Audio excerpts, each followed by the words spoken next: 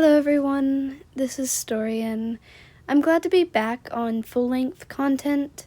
If you notice any background noise, I'm sorry. I have two animals in my room. Two who almost refuse to be quiet for longer than 5 minutes. We love them, though. They're great. If you haven't gathered from the title, this is a clanGen 1-year challenge, inspired by Wiseclan, or Yoku, I hope I'm saying her name right, and her creation of Wiseclan. I know a ton of people do this, but I hear most of them giving her credit, and I'm fairly sure she was the one who came up with this concept. If I'm wrong on that, correct me, please. But even if I am wrong, her and Blitzamy are kind of the creators that inspire me to do this. One thing that I also see a lot of people who do this challenge already do, I will be explaining things as we go, such as two legs, kitty pets, monsters, StarClan, to the best of my ability. If you haven't read the books, don't worry. And in case you haven't gathered, clanGen is a game based on the Epic Hunters book series, Warrior Cats, mostly just called Warriors. And also, though this episode doesn't contain any, later episodes may, and I feel the need to just clarify this, Warriors does sometimes have some graphic things within it, such as death, abuse, cheating, and just violence in general. If you don't feel comfortable with that, just know that this episode technically does not involve much violence. When it does, and I say when because this is a game that I know will at some point have it, I will give warnings during those episodes. But because of my monologue, we kind of skipped over our StarClan guide. So quickly, I'll just explain the little bit of information we have. StarClan is pretty much just the ancestors of the living cats, at least those that did good within their lives. Each clan is automatically generated a StarClan guide. Ours happened to be named Firespot. He died at 209 moons old, which moons equal months. He was fierce and a fast runner, but now he simply guides our cats to StarClan and to each other. We'll get into that later. Now moving on to the first and only death of the year. There's really not much to say about this cat. We met her, and in the next moon, she died. Her name was Tunnelbeck. She was fierce, an excellent teacher, and an incredible runner as well. She died at 99 moons old and has been dead for 3. Her backstory states that she used to live in a barn, but mostly stayed away from two legs or people, and she decided that maybe clan life would be an interesting change of pace, but on her way to find the clan, she was hit by a monster on the Thunder Path. Cat talk for car and road. This ended up giving her severe head damage that she would then die from. I'm honestly kind of sad to see her story end so quickly, but I'm also kind of relieved it wasn't one of our other warriors. I do, however, really hope to have her deliver a prophecy or in some way be brought back as a StarClan warrior. And that's where StarClan ends for now. Luckily, only one death this year. Hopefully it stays that way. I know I probably jinxed myself, but here are the 2 StarClan cats.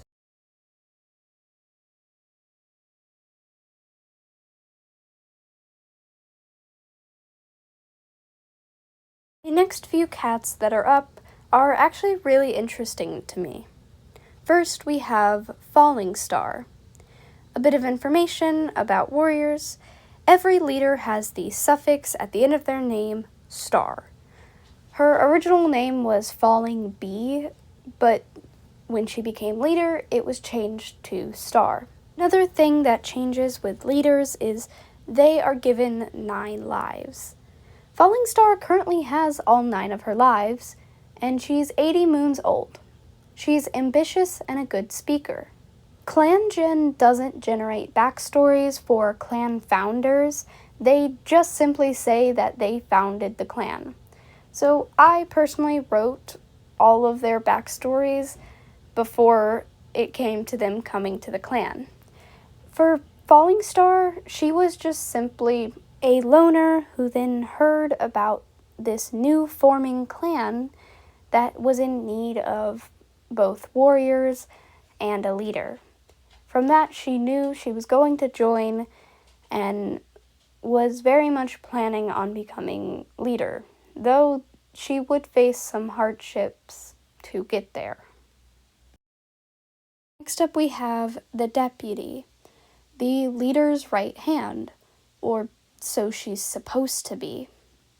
Her name's Luck Bundle, and she's 65 moons old, and, well, she's bloodthirsty and a formidable fighter, but very well trusted and liked within the clan.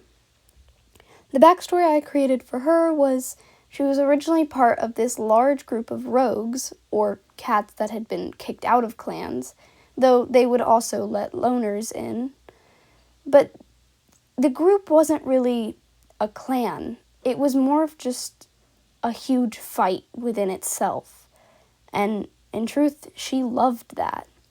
But with all of them constantly looking down on her, she made a promise to herself, or maybe to Star Clan itself, that she would become the best the Plains had ever seen. And this caught Firespot's attention, and he then led her to the clan. The problem is, her and Falling Star don't get along. They spent most of the year fighting and bickering, to the point it got most of the clan to have to pick sides. Speaking of sides, let's talk about one of the few cats who didn't really pick a side. He's our medicine cat, and for those who haven't read the story, it's pretty much just the clan healer. His name's Roseglare. While Falling Star and Luck Bundle spent most of the year fighting, Roseglare spent most of the year trying to keep them from killing each other. This kind of ended in him being a little bit resentful of both of them. Roseglare is 112 moons old. He's loyal, clever, and somewhat clairvoyant, which pretty much just means he can somewhat see the future. He's technically the clan founder. He was the one that Firespot originally found and kind of hinted at starting the clan.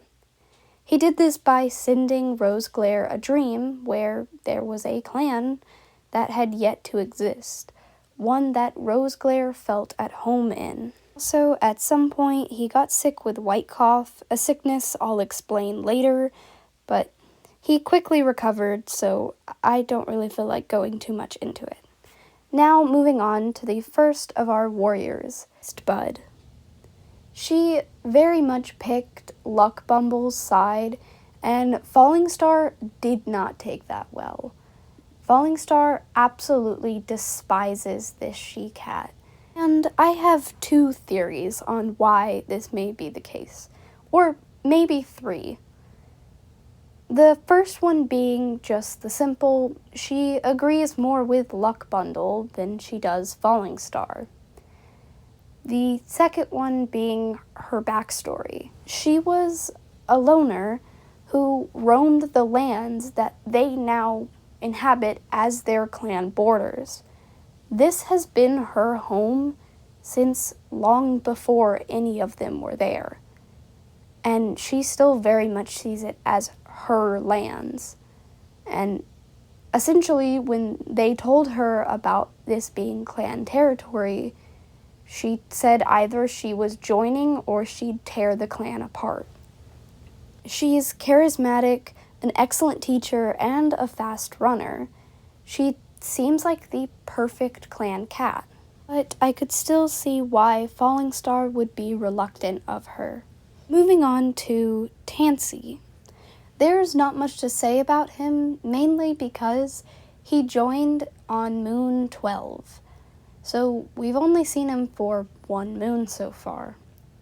He's 75 moons old, playful, and with a keen eye. We met him because he was simply waiting at the borders, specifically for a patrol, finding one led by Falling Star. He simply just asked to join the clan, and they let him. They didn't really see the harm of it, but unknowingly they had invited a rogue into the clan. And this is a personal opinion of mine, I like to differentiate between rogues and loners. Loners are never associated with clans, or at least have never. If they'd like to join a clan, they can, but it'd be their first experience within a clan. Rogues, on the other hand, have been in clans, and were either kicked out or willingly left. And I don't really know which that would be for him. So that's not me saying all rogues are bad guys. That's completely false, but I am quite curious about him. Next we have Wild Speck. I love this cat, but man was he hard to draw. He's normally bold and an incredible runner with a keen eye. If you haven't noticed, we kind of have a theme on the traits within this clan. All of it's pretty well, seeing as we live in the plains, and both these traits are really important.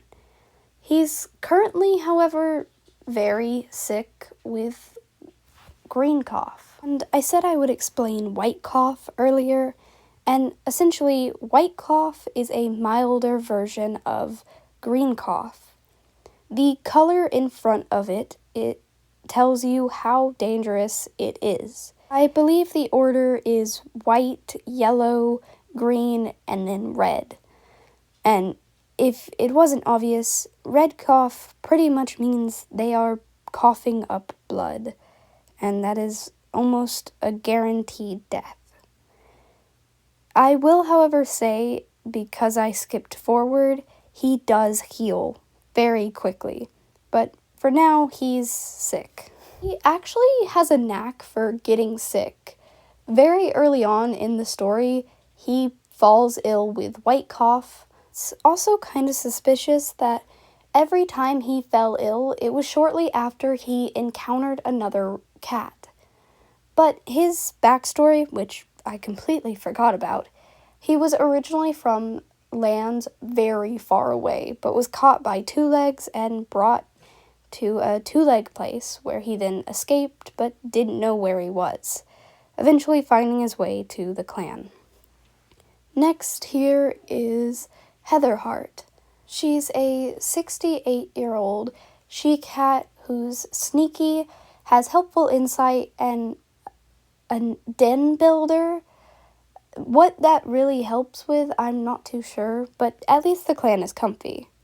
She's actually the only cat to have an apprentice, and I know traditionally the deputy has to have an apprentice, but since there were no apprentices at the start, and this apprentice was automatically assigned to her, I decided that since none of these cats actually originate from clans, that tradition might not be upheld very strictly. Maybe in the future it will be, but I don't think we'll be replacing our deputy anytime soon, or I hope not, at least. That is assuming the deputy and the leader can get along. Her backstory kind of makes her a little bit different from the rest of the founding cats, as she was the only kitty pet. Or at least, kind of. She had 2 legs, and if she wanted to, she could go inside and lay around and get all the comforts of being a kitty pet, but that was just simply not what she wanted. She wanted to be outside and explore and swim and run through the fields. And when one of the patrols saw her, I say patrols, this was technically before they were even a fully clan, she wanted to join, and they gave her a chance. And now she's proven herself, clearly, as she's been given an apprentice. I will say, during the start of the game, I think she was still kind of proving herself, as before I could even skip a moon, I sent her and Wildspec out on a patrol, and she immediately was smashed under a pile of dirt that had fallen on top of her. This could have been very bad, and Wildspec kind of panicked, desperately digging the soil out, trying to free her. Which he did, and they walked away completely fine. Next, we have the last of the clan founders, Antlerfur. He's 60 moons old, loyal, has steady paws and keen eyes. The backstory I created for him was that he wandered alone for moons, tired, hungry, and frankly confused every time he'd heard of a clan. He didn't understand or didn't realize that there was another way of life, that he didn't have to be alone. When the clan found him, he didn't trust them, but now is one of the most loyal warriors of the clan. At one point in the story, he started telling his own story about his ancestors, and though the clan didn't really listen, I want to know more about that. He also kept having dreams, or more accurately, nightmares, involving a two-legged trap. And I started thinking perhaps he was getting an omen, but so far nobody's been hurt by two legs. So perhaps he just has a fear of two legs. Also, at some point, Mistbud found a patch of yellow flower buds and decided to gift them to Antlerfur. And at first I thought this was her way of flirting, but looking at it now, it's probably more of like an older sister kind of action, more than flirting, especially with the very large age difference between the two cats. Also, quick note, I'm not sure where the video of me doing the next cat, Meatloaf's outline went, but I guess we're just skipping over it. Meatloaf used to be a kitty pet and got lost after wandering away, and when he returned, he found his two legs to be gone.